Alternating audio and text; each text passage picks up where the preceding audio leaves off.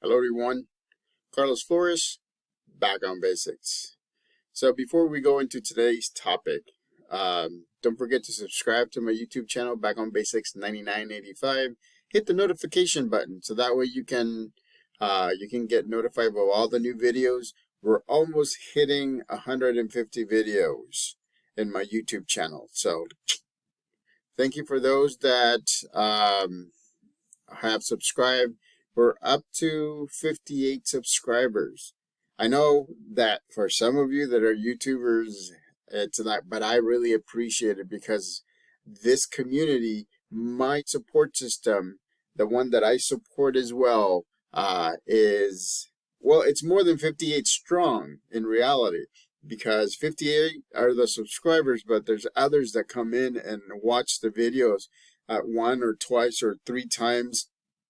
So I really appreciate all of you and everything that you're doing. So hit the like button if you like this video.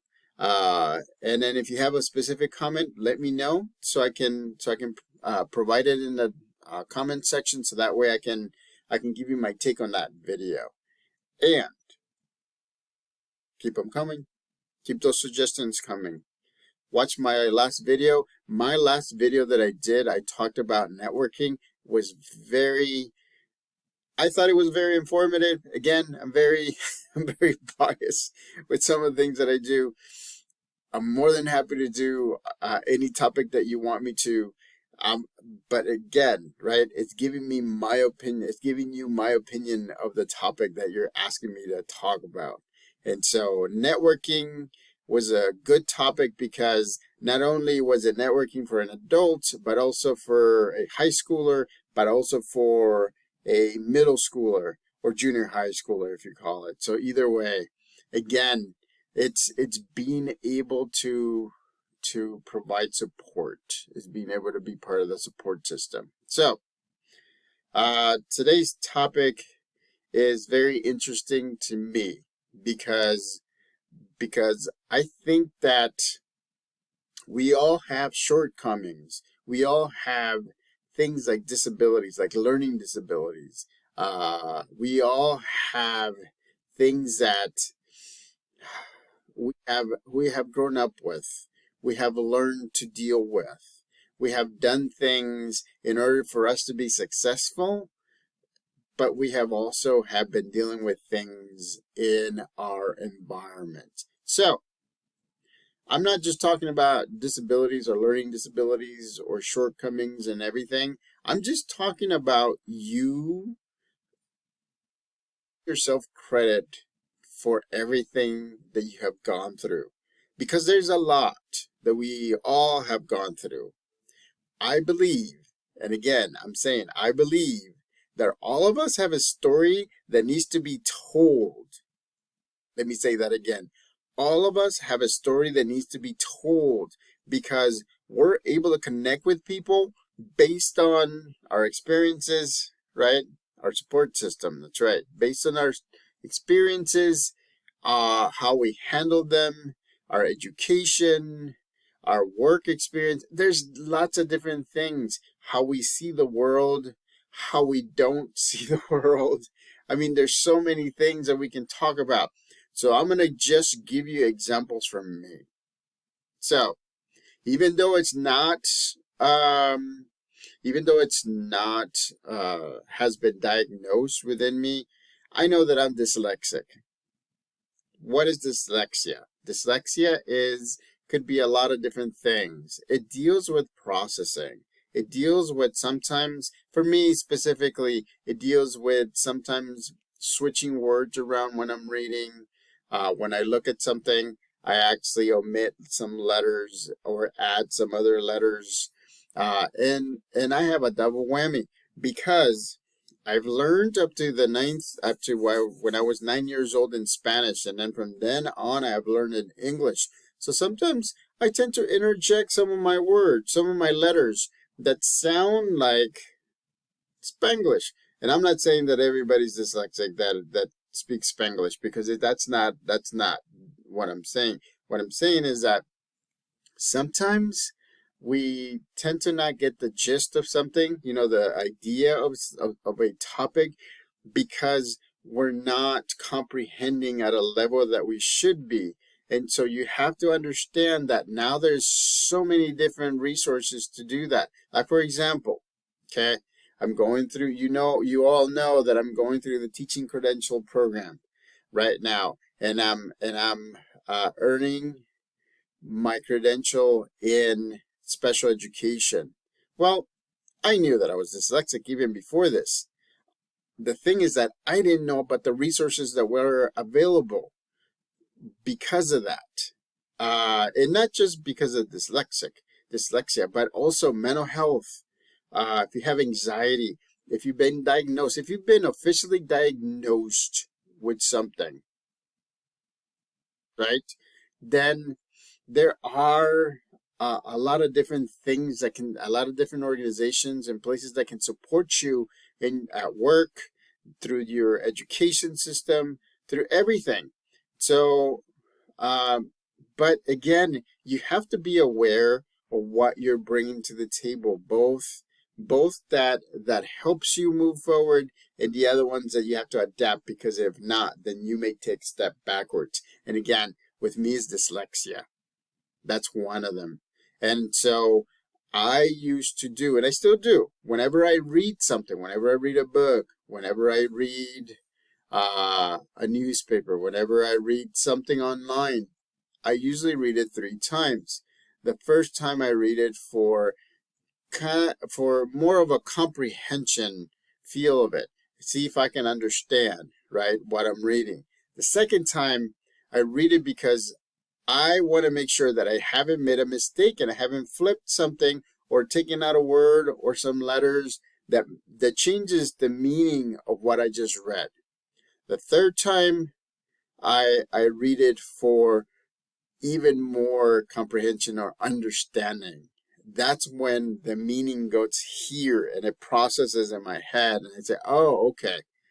The first scan is kind of like, okay, I'm going to go through this and I'm going to see what I can pick up, right? The second one, I'm going to see what mistakes I've made and switch and see if now it makes even better sense. The third one is just comprehending what I've read. But with technology now, and I can tell you this, one thing, there's this little hack, and I know that people do it. And again, we have to use technology to our advantage, right? So what I usually do, if I have a PDF, one of those PDF files that I have to read or I have to do that, there is a way to, if you buy a subscription with Adobe, then you can actually have it read to you as a PDF. But if you don't have a subscription, or you can't afford to pay the subscription so that you can have those features in Adobe Acrobat, then what you can do is you can actually save that PDF file to your desktop or your laptop. And what you do is you open it up in Word. So what Word does is that it converts the PDF to a Word document. And then one of the features in the view section is for it to read it for you. You can choose from 3 different voices: a male voice, a female voice, and I don't know what the third one is. I haven't really looked at it. So I have actually started doing that recently.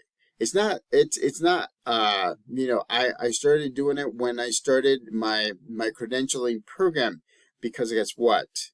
What I've done before, again, is read 3 times, and by the third time, I usually have a pretty good grasp of what I'm reading. So, but listen to this, right? Once you open the PDF in Word, once you put your cursor on the first line that you want it to be read, and you put read out loud, and you hit the play button, it actually starts reading it to you. So again, look what it does, right? So what it does for me, and again, it could work for you, it may not work for you, but what it does for me is it's reading it as I go at a normal speed. What I'm doing is I'm following and I'm listening to what the reader is saying, but at the same time I'm reading along with it. And guess what? My comprehension increases exponentially, because what's happening is instead of doing three passes to get comprehension in something that I'm reading, I'm only doing it once. But the computer software is doing it, Microsoft Word is doing one, and I'm actually doing one at the same time.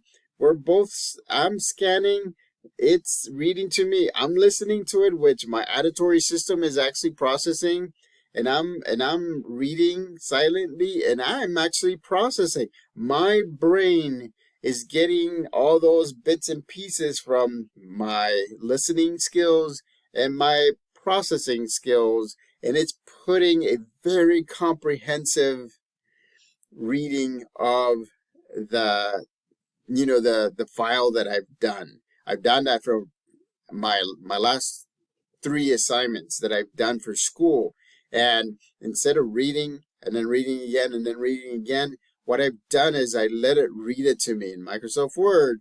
And then I'm hearing, as I'm listening to it, I'm also saying it.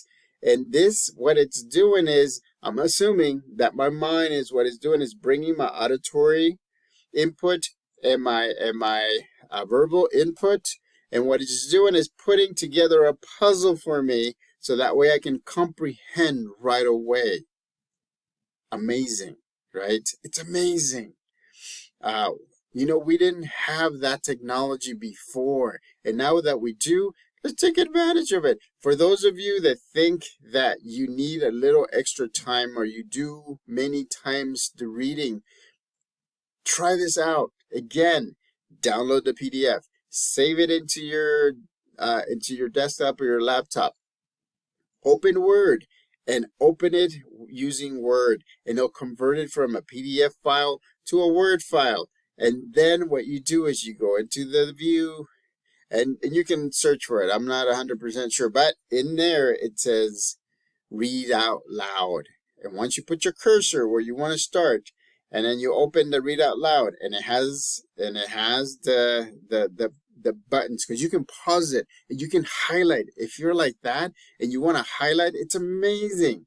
So it's like, for me, I'm like a kid in a candy store, because you know what it does?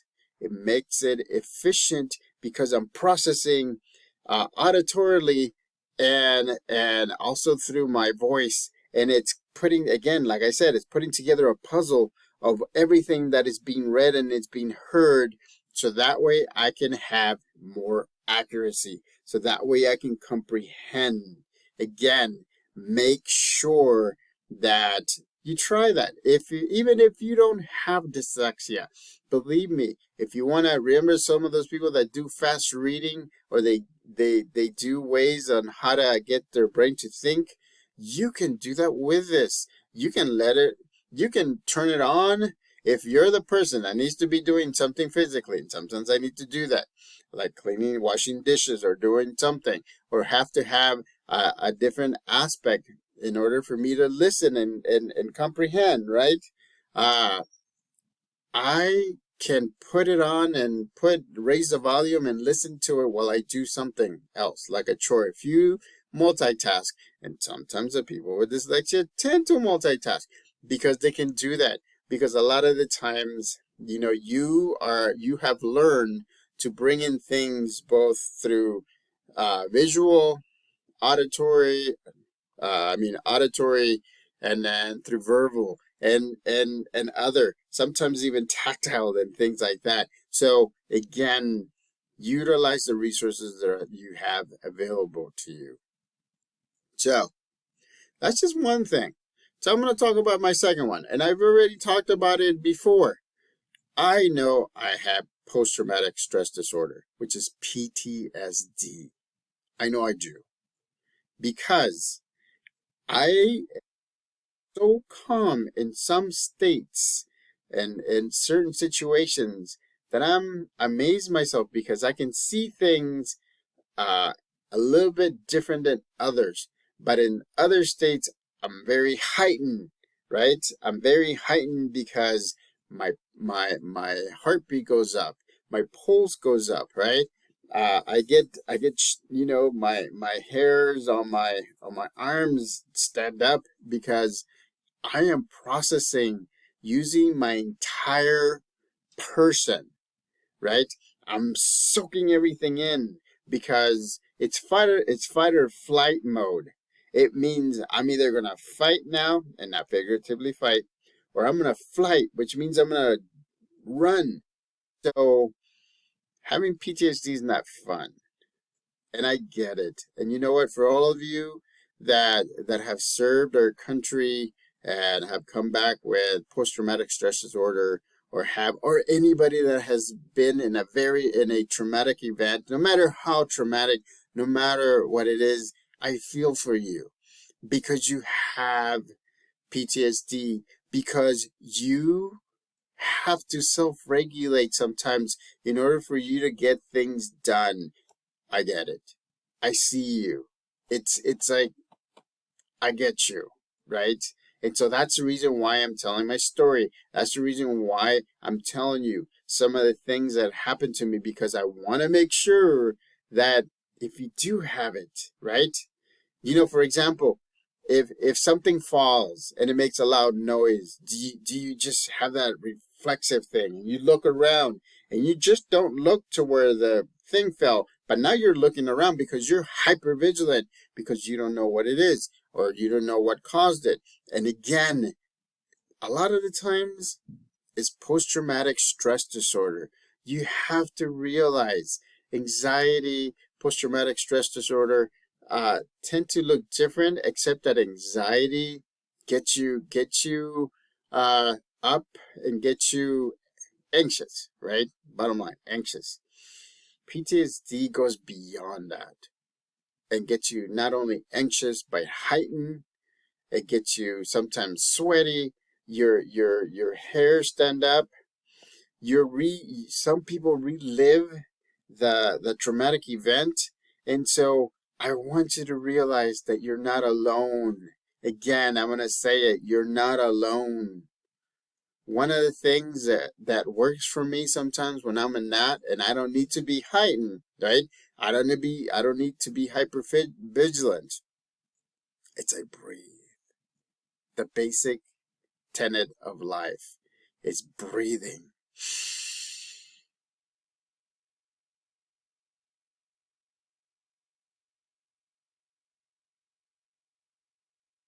Breathing makes a difference. Breathing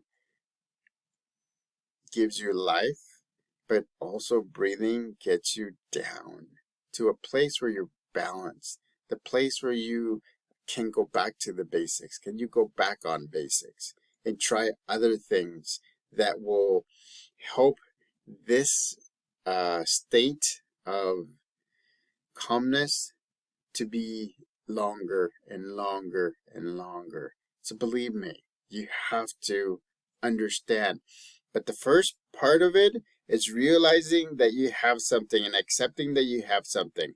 I definitely accept that I have dyslexia because it literally takes me sometimes 2 to 3 times to go through. 3 times to go through so that way I can comprehend.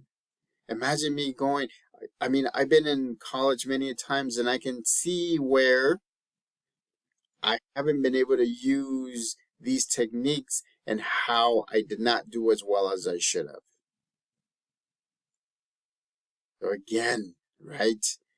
Utilize technology. That's one thing that I gave you as an example. Utilize technology. Let it read to you. You hear it.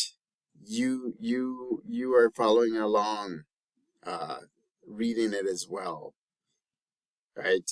And your brain is such an intricate part of your system and everything that it's putting together that puzzle so that way you'll be able to comprehend faster. Post-traumatic stress disorder is not, it's not easy to deal with. Believe me, it's not. When you see somebody get shot, when you see somebody get killed, when you see a very traumatic event, when you see multiple traumatic events and then they add on each other, you got to understand, right, that some people can't live without medication because of their PTSD, post-traumatic stress disorder. The first thing to do is learn how to breathe.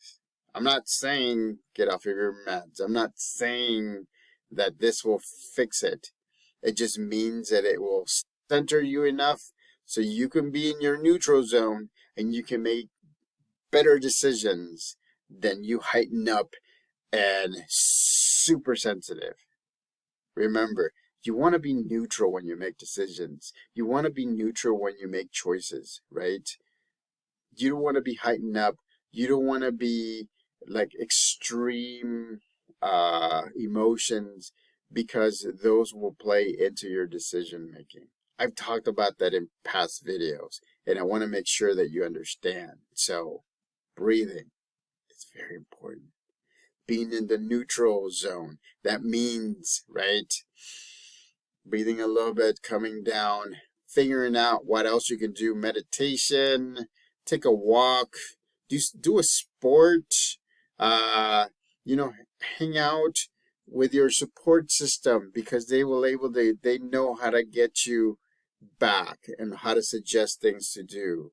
So I told you these two examples of things that I deal with, most of the days of my life, because I want you to know that everybody has it.